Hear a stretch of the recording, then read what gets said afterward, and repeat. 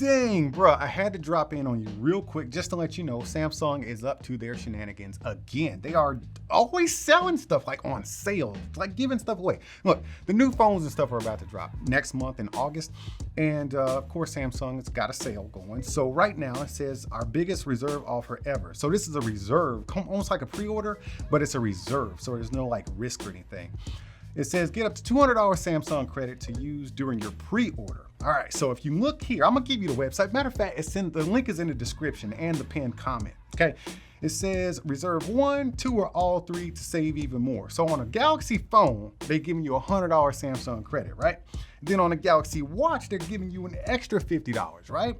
But then if you get the Galaxy Buds 2 or the next Galaxy Buds, you're gonna get a $30 credit. So that totals up to $180. But if you go ahead and like reserve all 3 of what's coming, they're giving you a bonus $20. So that's an extra, or that's I'm so worked up right now.